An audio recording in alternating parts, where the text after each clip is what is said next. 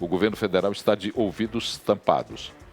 E o presidente Lula insiste em bravatas nacionalistas. Essa é a grande questão. Fez assim no Chile, fez hoje, no Vale do Jequitinhonha. Ele mandou recados para Donald Trump. Disse que ele quer respeito ao povo brasileiro. Vamos ouvir o que disse Lula. Então eu queria apenas dizer o seguinte, presidente Trump, esse país só tem um jeito desse país não respeitar as coisas. É esse povo. A nossa soberania é feita por esse povo brasileiro que trabalha, que produz. E nós temos 8 milhões e meio de quilômetros quadrados para proteger. Nós temos 8.500 quilômetros de fronteira marítima para proteger. Nós temos 16.700 quilômetros de fronteira para proteger. Nós temos a maior floresta do mundo para proteger. Nós temos 12% da água doce do mundo para proteger. Nós temos 215 milhões de pessoas para proteger. Nós temos todo o nosso petróleo para proteger. Nós temos todo o nosso ouro para proteger. Nós temos todos os minerais ricos que vocês querem para proteger. E aqui ninguém põe a mão. Esse país é do povo brasileiro. Esse país é do povo brasileiro. A única coisa que eu peço ao governo americano é que respeite o povo brasileiro como eu respeito o povo americano.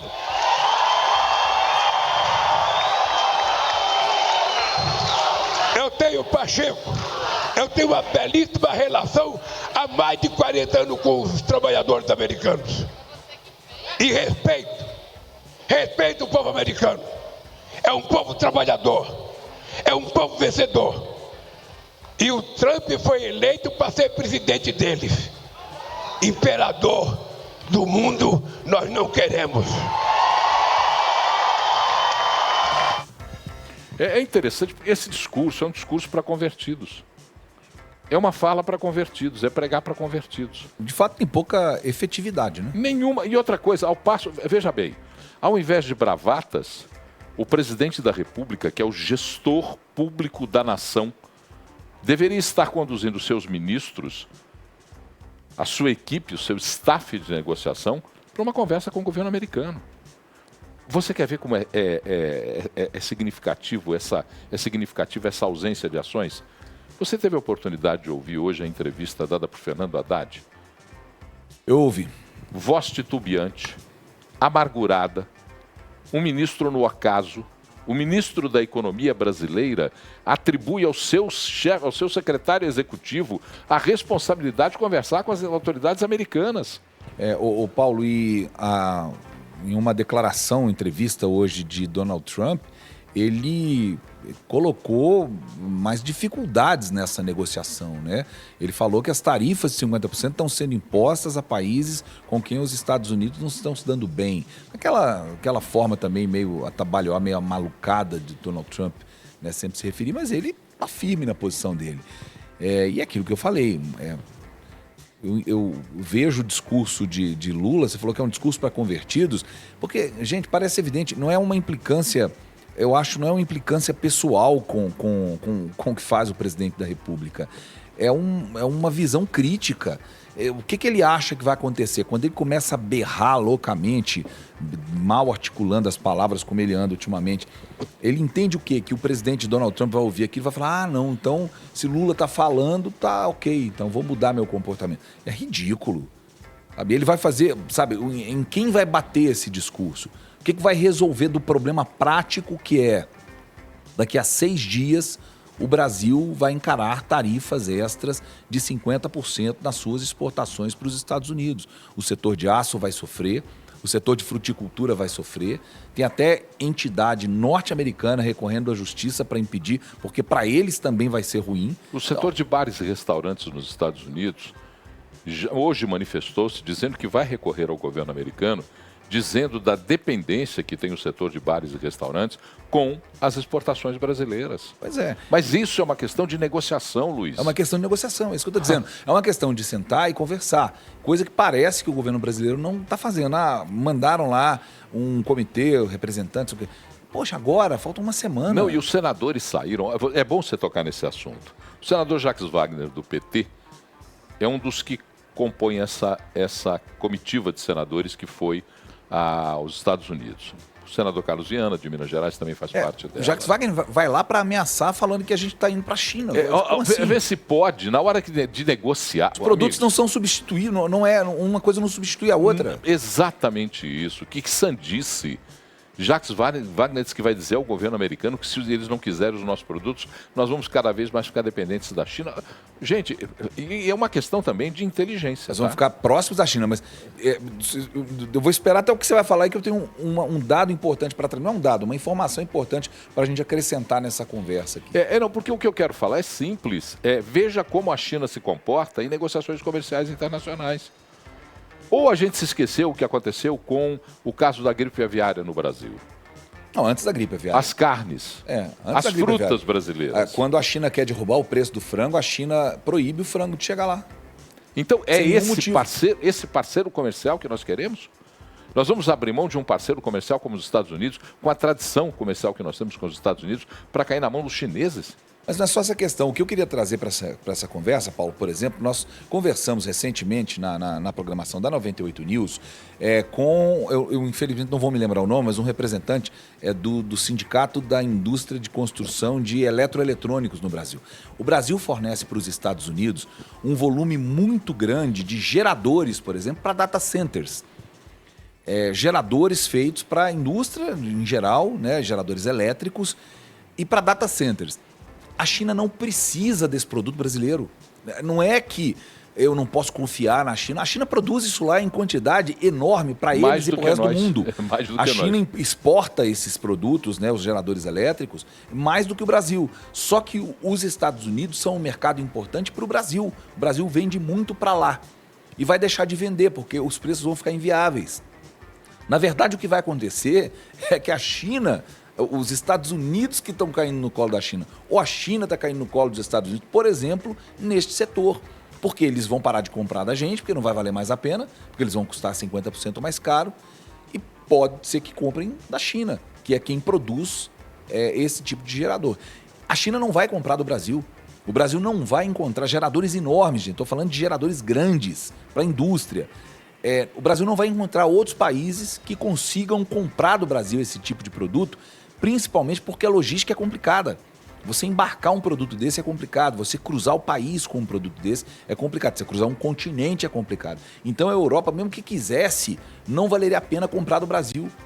Então a ação ela precisa ir além do discurso, porque nós estamos falando de muitos setores diferentes. Isso é diferente de carne, por exemplo. Sabe o que os frigoríficos vão fazer? Eles vão parar o abate. Eu estou vendo muita gente vender o discurso, tudo bem que a carne do Brasil não vai ser vendida mais para os Estados Unidos, porque vai sobrar mais carne para nós. Nós não temos mercado para consumir. Vai ficar barato aqui. Nós não temos mercado para consumir a carne. Mesmo que tivesse, Paulo, o que o frigorífico faz, o frigorífico não pode, por exemplo, guardar o estoque como a indústria de eletroeletrônico pode. Guarda o estoque, espera um pouco mais para frente para resolver e vender. Se você abate, você tem que vender logo, porque o produto é perecível.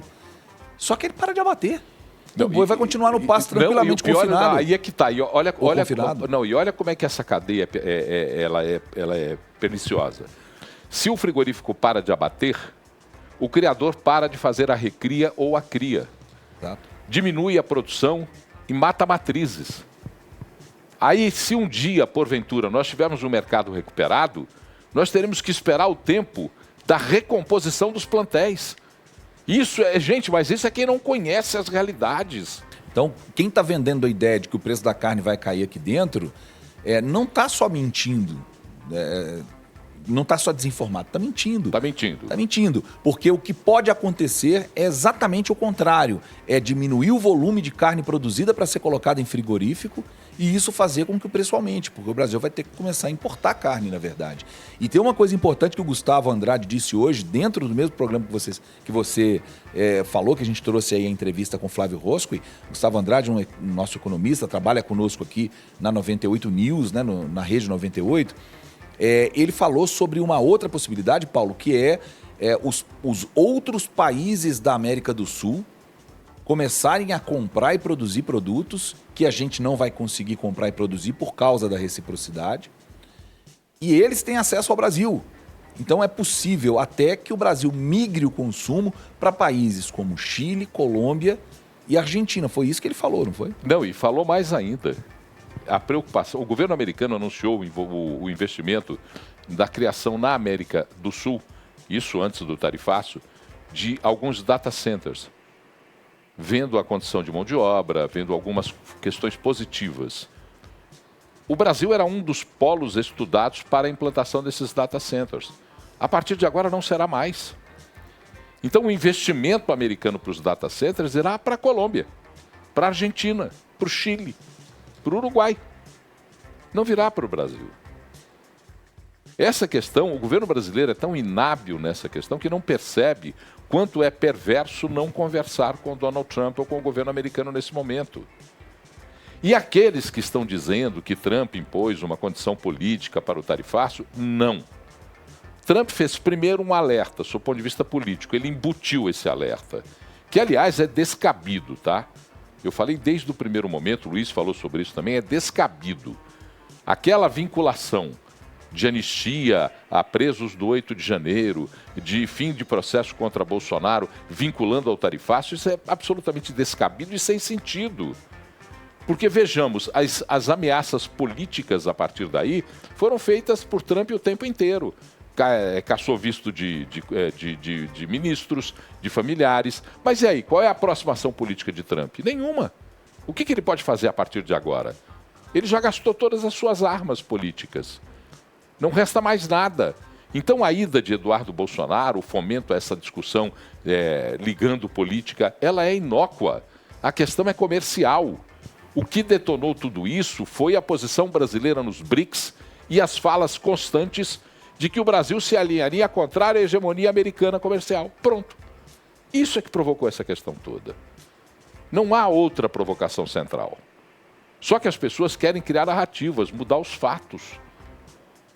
Veja bem, com as ações de Donald Trump, mudou o que a situação de Jair Bolsonaro no Brasil?